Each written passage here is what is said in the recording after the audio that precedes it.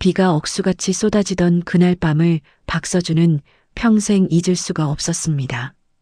70세의 노구를 이끌고 중환자실 복도를 서성이던 그때 세상이 무너지는 무서운 소리를 들었거든요. 50년입니다. 박서준이 한중그룹 회장님 곁을 지킨 세월이 딱 50년이었어요. 20살 젊은 나이에 운전병으로 시작해서 회장님의 전속 운전기사가 되었고 그 후로 단 하루도 빠짐없이 회장님의 그림자처럼 따라다녔죠. 회장님은 서준을 믿었습니다. 가족보다 더 믿었어요. 중요한 사업 미팅에 갈 때도, 비밀스러운 만남이 있을 때도, 심지어 병원에 몰래 검진을 받으러 갈 때도 서준만 데리고 다녔거든요. 다른 사람들 눈에 서준은 그저 늙은 운전기사에 불과했지만 회장님에게 서준은 세상에서 가장 믿을 수 있는 사람이었습니다. 그날도 서준은 평소처럼 운전대를 잡고 있었어요. 밤 11시가 넘은 시각이었지만 회장님이 급한 서류를 집에 가져가야 한다며 회사를 나서던 참이었죠. 빗길이었습니다. 앞이 잘 보이지 않을 정도로 비가 쏟아졌어요. 그때였습니다. 맞은편에서 전조등을 번쩍이며 달려오는 트럭 한 대가 보였어요. 전조등 불빛에 눈이 부셨지만 서준은 순간적으로 핸들을 꺾었습니다. 하지만 트럭은 마치 애초부터 이쪽을 겨냥한 듯 똑같은 방향으로 방향을 틀었죠. 쾅! 굉장한 충격과 함께 차가 뒤집혔습니다. 유리창이 산산조각 났고 차체가 구겨지는 소리가 귓전을 찢었어요. 서준은 정신을 잃기 직전 뒷좌석을 돌아봤습니다. 회장님이 피를 흘리며 쓰러져 있었어요. 정신을 차렸을 때 서준은 병원 침대에 누워 있었습니다. 온몸이 욱신거렸지만 다행히 큰 부상은 아니었어요. 갈비뼈 3개가 금이 가고 어깨가 탈구됐을 뿐이었죠. 하지만 회장님은 달랐습니다. 중환자실에 계셨어요. 서준은 붕대를 감은 채 중환자실 앞을 지켰습니다. 의사들이 말렸지만 서준은 꿈쩍도 하지 않았어요. 50년 동안 회장님 곁을 지켜온 사람이 지금 이 순간 어디 다른 데 가 있을 수 있겠습니까?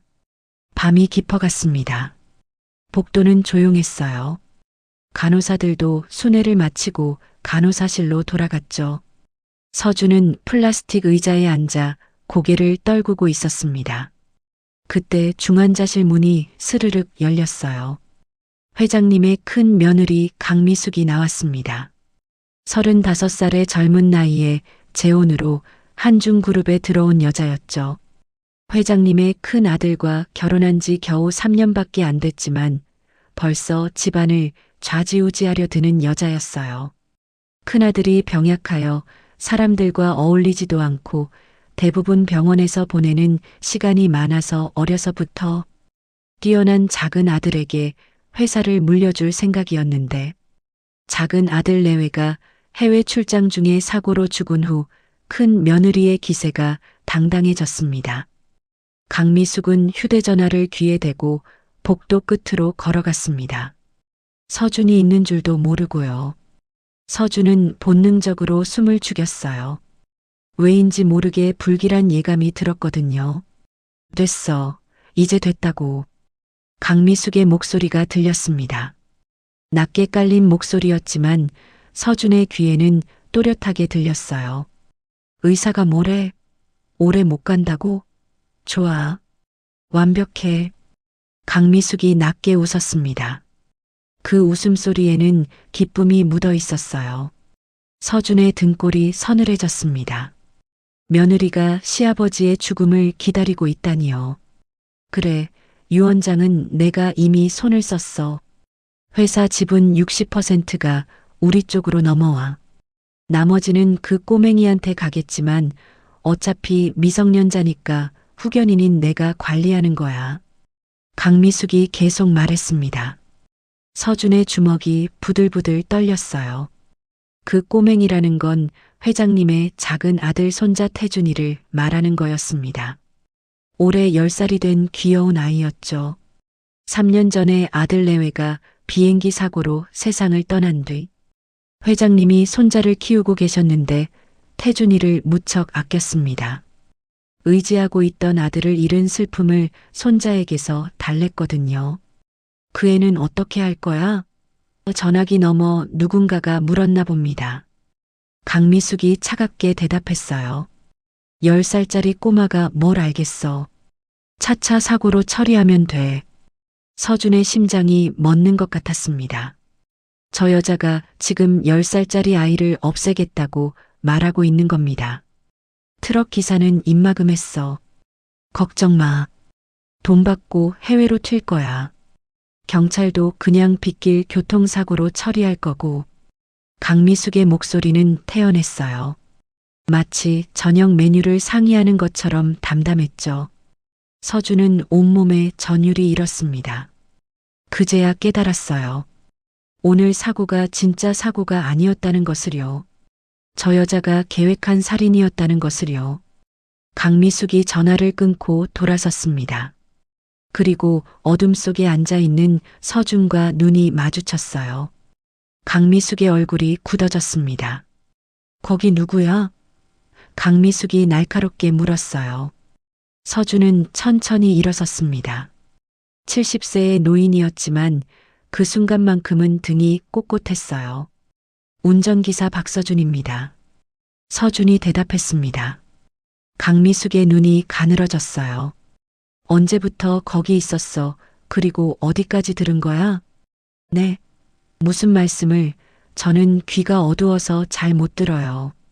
서준이 거짓말을 했습니다. 강미숙은 서준을 뚫어지게 쳐다봤어요. 한참을 그렇게 서로를 바라보던 강미숙이 입을 열었습니다. 운전기사 주제에 쓸데없는 거 듣지 마. 알았어? 강미숙이 경고했어요. 서준은 고개를 숙였습니다. 네, 명심하겠습니다. 강미숙이 서준의 어깨를 스쳐 지나갔어요. 복도를 걸어가는 뒷모습이 아무런 거리낌도 없는 사람처럼 당당했습니다. 서준은 그 자리에 한참을 서 있었는데 온몸이 부들부들 떨렸어요. 분노 때문인지 두려움 때문인지 알 수가 없었죠. 다음 날 새벽 회장님이 세상을 떠나셨습니다. 장례식은 성대하게 치러졌어요. 수많은 사람들이 조문을 왔고 언론에서도 대서특필했죠. 하지만 서준의 눈에는 모든 게 거짓으로 보였습니다. 강미숙의 눈물도 슬퍼하는 직원들도 모두 가짜 같았어요. 구석에서 멍하니 천정만 바라보고 있는 큰아들이 가여워 보였습니다. 서준은 빈소구석에 앉아 회장님의 영정을 바라봤습니다. 50년을 함께한 사람이었어요. 서준의 인생 전부였죠. 회장님, 제가 도련님을 꼭 지키겠습니다. 지켜봐 주세요. 서준은 마음속으로 맹세했습니다. 장례식이 끝나고 사흘째 되던 날, 서준은 태준이를 몰래 만났습니다. 아이는 회장님의 서재에 혼자 앉아 있었어요. 며칠 동안 10살밖에 안 된 어린아이가 어른들 틈에서 꼿꼿이 앉아 눈물을 참고 있었었죠. 참 대견하고 어른스런 아이였습니다. 그 아이에게도 나에게도 회장님은 인생의 전부였을 겁니다. 도련님, 서준이 조용히 불렀어요. 그 작은 얼굴에 눈물 자국이 선명했어요. 서준 할아버지, 태준이의 목소리가 떨렸습니다. 우리 할아버지가 정말 이제 안 계신 거예요? 서준은 가슴이 찢어지는 것 같았습니다. 하지만 지금은 슬퍼할 때가 아니었어요. 도련님, 제 말 잘 들으세요. 서준이 무릎을 꿇고 태준이와 눈높이를 맞췄습니다. 도련님은 지금 위험합니다. 저 여자가 도련님을 해칠 것 같아요. 누가요? 큰 어머니가요? 태준이가 물었습니다. 그렇습니다. 그 여자는 회장님을 죽였어요. 그리고 이제 도련님이 위험합니다. 태준이의 얼굴이 하얗게 질렸습니다. 할아버지, 무서워요. 태준이가 서준의 품에 안겼습니다. 도련님, 우리 여기서 도망가요. 서준이 태준이의 귀에 속삭였습니다. 멀리 가서 숨어요. 그리고 도련님이 크면 다시 돌아오는 겁니다. 그날 밤 서준은 태준이를 데리고 저택을 빠져나왔습니다. 택시는 서울을 벗어나 동쪽으로 달렸어요. 새벽녘에 강원도 산골마을에 도착했습니다. 서준이 태어나고 자란 집, 50년 동안 비어있던 낡은 기와집이 그들을 기다리고 있었어요. 문은 녹슬고 낡아 삐그덕 소리를 내며 간신히 열렸고 집안은 곰팡이 냄새와 먼지로 가득했습니다. 여기가 할아버지 집이에요? 실망에 찬 얼굴로 태준이가 물었습니다. 그렇습니다. 이제 여기가 우리 집입니다. 다음 날부터 서준은 집을 수리하기 시작했습니다. 70살의 나이였지만 놀랍도록 부지런하게 움직였어요. 마을 사람들은 서준이 돌아온 것을 반겼습니다. 서준이 아니가 살아서 돌아왔네. 마을 이장이 반가워했어요. 그 애는 누구고? 이장이 태준이를 보며 물었어요. 제 손자입니다. 서울서 데려왔습니다. 마을 사람들은 더 이상 묻지 않았습니다. 서로의 사정을 캐묻지 않는 게 시골의 정이었거든요. 그렇게 서준과 태준이의 은둔 생활이 시작되었습니다. 도련님, 공부는 무기입니다. 서준이 말했어요. 언젠가 우리가 돌아갈 때 도련님은 누구도 무시할 수 없는 사람이 되어야 합니다. 서준은 마을 도서관에서 책을 빌려왔어요. 수학책, 과학책, 역사책, 그리고 무엇보다 법률책을요. 도련님, 이 세상은 법으로 돌아갑니다. 서준이 두꺼운 법전을 펼치며 말했습니다. 힘으로 싸우면 집니다. 하지만 법으로 싸우면 이길 수 있어요. 할아버지, 이제 도련님이라고 부르지 마시고 이름을 불러주세요. 그리고 존댓말도 너무 불편해요.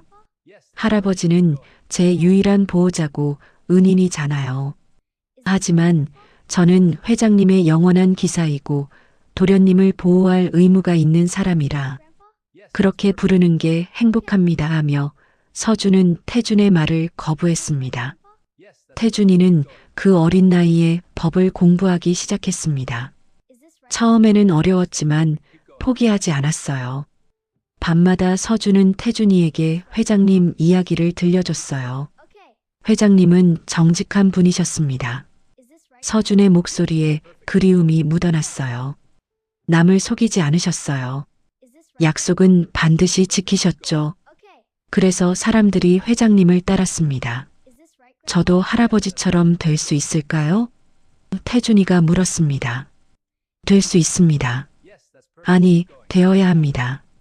서준이 단호하게 말했어요. 도련님은 회장님의 유일한 손자예요. 회장님의 피를 이은 진짜 후계자입니다. 시간이 흘렀습니다. 1년이 지나고 2년이 지나고 5년이 지났어요.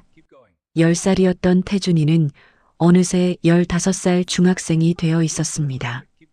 서준은 태준이를 마을 학교에 보내지 않고 집에서 직접 가르쳤어요.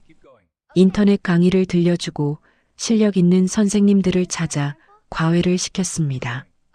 태준이는 놀라운 속도로 성장했습니다. 15살에 고등학교 검정고시를 통과했고 17살에 대학 입학 자격을 얻었어요. 도련님, 이제 서울로 가야 합니다. 서준이 말했습니다. 서울요? 위험하지 않을까요? 태준이가 걱정했어요. 7년이나 지났습니다. 도련님은 이제 10살 꼬마가 아니에요. 훌쩍 자랐죠. 아무도 알아보지 못할 겁니다. 서준의 말이 맞았습니다. 태준이는 키가 175cm나 됐고 목소리도 굵어졌어요. 도련님이 진짜 법을 배워야 하기 때문입니다. 서준이 설명했어요. 서울에 가서 제대로 된 법학 공부를 해야 합니다. 태준이는 서울대학교 법학과에 지원했습니다. 그리고 합격했어요. 도련님, 축하합니다. 서준이 태준이의 손을 꼭 잡았어요. 77살이 된 서준의 손은 주름투성이었지만 힘은 여전했습니다. 할아버지, 같이 가요. 태준이가 말했어요.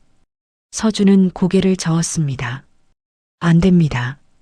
할아버지가 같이 가면 오히려 눈에 띕니다. 실제로는 다른 이유가 있었습니다. 서준의 건강이 나빠지고 있었지만 태준이에게 말하지 않았습니다. 잘못되면 서준이에게 짐이 될 수도 있다는 판단을 한 것입니다. 도련님, 서준이 품에서 낡은 봉투를 꺼냈어요. 이걸 받으세요. 봉투 안에는 통장과 서류가 들어 있었습니다. 서준이 50년 동안 모은 돈이 모두 들어있는 통장이었어요. 할아버지, 이건 할아버지 돈이잖아요. 태준이가 깜짝 놀랐습니다. 이제 도련님 돈입니다. 이걸로 학교 다니고 훌륭한 변호사가 되세요. 다음 날 태준이는 서울로 떠났습니다. 마을 버스 정류장에서 서준이 손을 흔들며 배웅했어요. 잘 다녀오세요, 도련님. 서준이 외쳤습니다. 할아버지, 꼭 연락할게요. 태준이가 버스 창문으로 손을 흔들었어요. 버스가 멀어졌습니다. 서준은 버스가 보이지 않을 때까지 그 자리에 서 있었어요. 회장님, 도련님이 이제 세상으로 나갑니다. 제가 할 수 있는 건 여기까지입니다. 부디 도련님을 지켜주십시오. 서준의 눈에서 눈물이 흘러내렸습니다. 80여 년을 살아오며 많은 눈물을 흘렸지만 그날의 눈물은 특별했어요. 기쁨과 이별의 슬픔이 뒤섞인 눈물이었죠. 서울에서 태준이의 새로운 삶이 시작되었습니다. 낮에는 대학교에서 법학을 공부하고 밤에는 편의점 아르바이트를 했어요. 서준 할아버지가 준 돈을 아껴 써야 했거든요. 태준이는 눈에 띄지 않으려 애썼습니다. 화려한 옷도 입지 않고 친구도 많이 사귀지 않았어요. 도서관에서 책을 읽고 법전을 외우며 조용히 시간을 보냈죠. 그렇게 4년이 더 흘렀습니다. 태준이는 21살이 되었어요. 대학을 수석으로 졸업하고 사법시험에 합격했습니다. 그것도 전국에서 3등 안에 드는 높은 성적으로요. 할아버지, 저 해냈어요. 태준이가 산골마을로 전화를 걸었습니다. 하지만 전화를 받은 건 서준이 아니었어요. 마을 이장이었죠. 태준아, 나 이장이다. 이장의 목소리가 떨렸어요. 이장님? 할아버지는요? 서준이가 며칠 전에 세상을 떠났다. 태준이의 손에서 전화기가 떨어질 뻔했습니다. 뭐라고요? 심장이 안 좋았나 보더라. 밭에서 일하다가 그대로 쓰러지셨어. 병원에 실려갔지만 이미 늦었더구나. 태준이는 그 자리에 주저앉았습니다. 숨이 막혔어요. 장례는 마을에서 치렀다. 내가 오기를 기다렸는데 미안하구나. 태준이는 그날로 마을로 달려갔습니다. 하지만 서준은 이미 산 아래 작은 묘지에 묻힌 뒤였어요. 할아버지, 태준이가 무덤 앞에 무릎을 꿇었습니다. 제가 늦었어요. 죄송해요. 이장이 태준이에게 봉투 하나를 건넸어요. 서준이가 내게 주라고 했다. 마지막까지 내 걱정만 하시더라. 봉투 안에는 편지가 들어 있었습니다. 서준의 손글씨였어요. 태준아, 마지막으로 이름을 부르마. 너가 이 편지를 읽고 있다면 나는 이미 회장님 곁으로 갔을 것이다. 너무 슬퍼하지 말아라. 너를 손자처럼 키우면서 정말 행복했다. 너를 지킬 수 있어서, 그리고 너가 훌륭하게 커주어서 이제 너 차례야. 서울로, 아니 너의 집으로 돌아가 회장님의 억울한 죽음을 세상에 밝혀주고 법으로 정정당당하게 심판해 주렴. 나는 너를 믿는다. 반드시 해내고 하는 것을 마지막으로 꼭 당부하고 싶은 말은 복수에만 사로잡혀 살지 말고 회장님처럼 정직하고 따뜻한 사람이 되어야 한다. 그것이 진짜 복수니까 항상 곁에서 지켜보마. 건강해라. 할아버지가 태준이는 편지를 읽고 또 읽으며 가슴에 꼭 안았습니다. 눈물이 멈추지 않았어요. 자신을 지켜주던 하늘이 무너진 것입니다.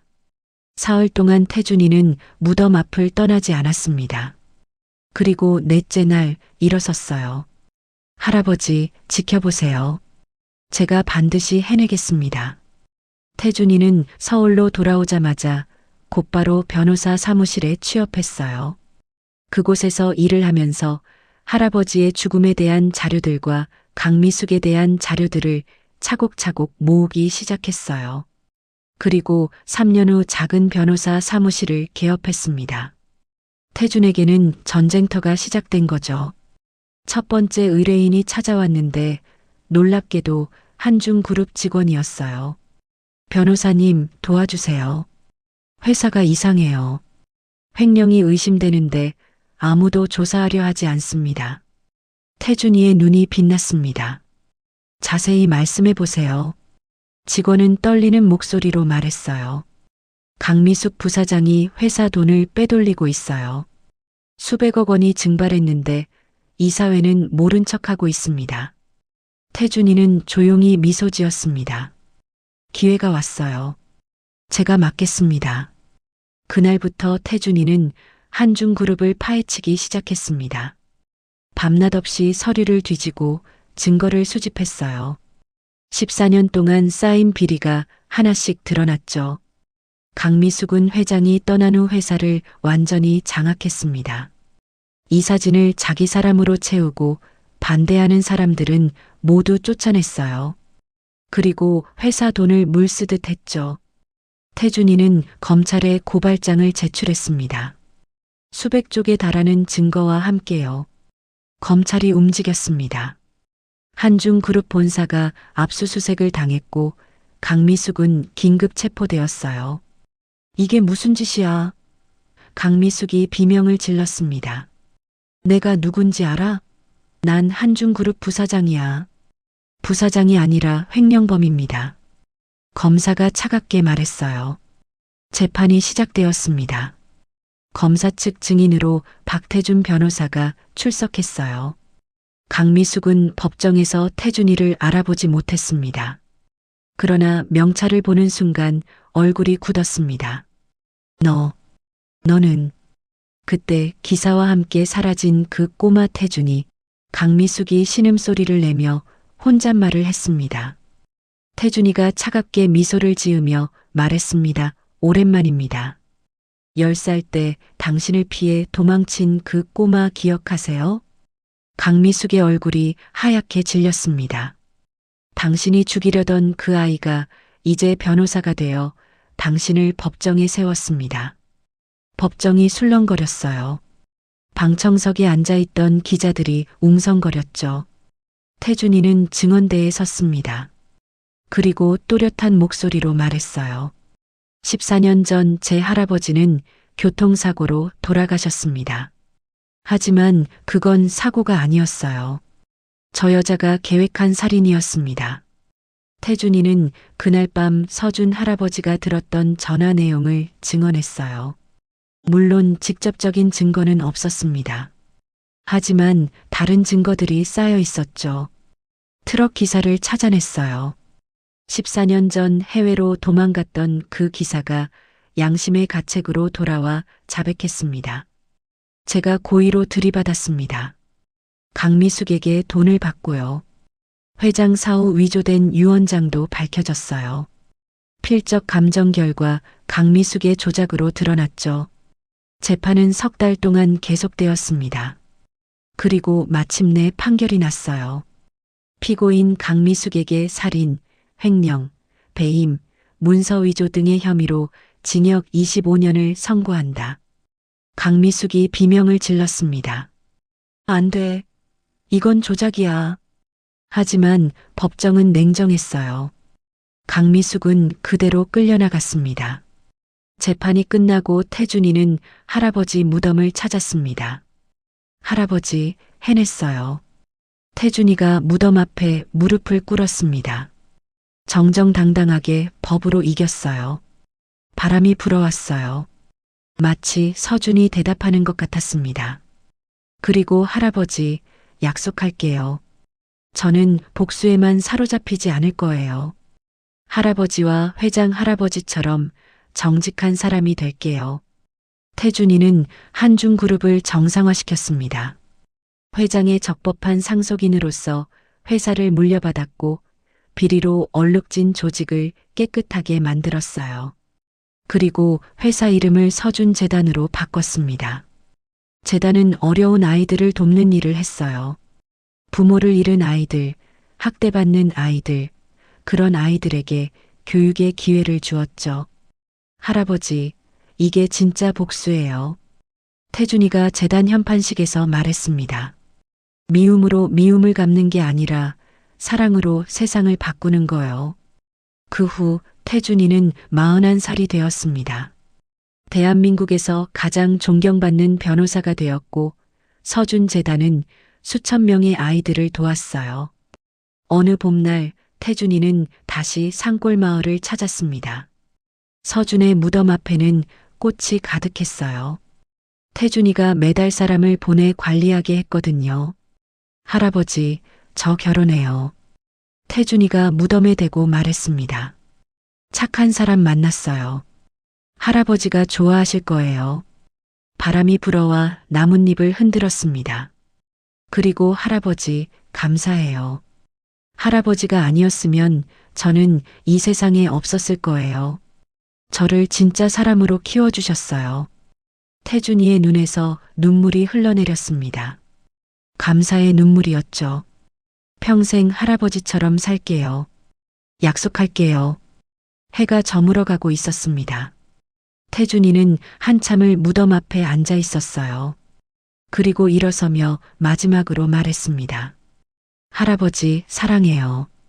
영원히 잊지 않을게요. 태준이가 산을 내려오며 뒤돌아보니 무덤 위로 노을이 아름답게 지고 있었어요. 70세 할아버지가 구한 어린이, 그 어린이가 보여준 사랑. 서준의 사랑이 태준이를 통해 세상으로 퍼져나가고 있었죠. 이것이 진짜 복수였습니다. 악을 악으로 갚는 게 아니라 선으로 세상을 이기는 것이요. 오늘 이야기 어떠셨나요? 운전기사 할아버지 서준은 50년을 한 사람만 섬기며 살았어요.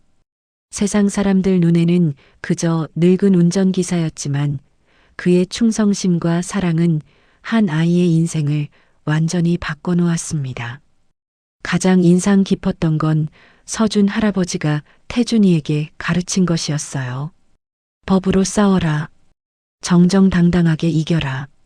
70세 노인이 10살 아이에게 복수가 아니라 정의를 가르쳤죠. 그리고 태준이는 그 가르침을 지켰습니다. 강미숙을 사적으로 응징하지 않고 법정에 세웠어요. 증거를 모으고 정당한 절차를 밟았죠. 그게 진짜 할아버지에 대한 보답이었던 겁니다. 자신을 키워준 할아버지의 이름으로 재단을 만들어서 다른 아이들을 돕는 거요. 미움의 사슬을 끊고 사랑의 사슬로 바꾼 겁니다. 혹시 여러분도 누군가의 서준 할아버지가 되어주신 적 있나요? 아니면 누군가의 태준이었던 적이 있으신가요? 댓글로 여러분의 이야기를 들려주세요. 오늘 이야기가 마음에 드셨다면 구독과 좋아요 꼭 눌러주시고요. 여러분이 지금 어디서 이 이야기를 듣고 계신지 댓글로 남겨주시면 그곳에 서준 할아버지와 태준이 같은 따뜻한 인연이 가득하기를 바라겠습니다. 다음에도 더 좋은 이야기로 찾아뵙겠습니다. 오늘도 끝까지 함께 해주셔서 감사합니다. 감동 그리고에서 전합니다.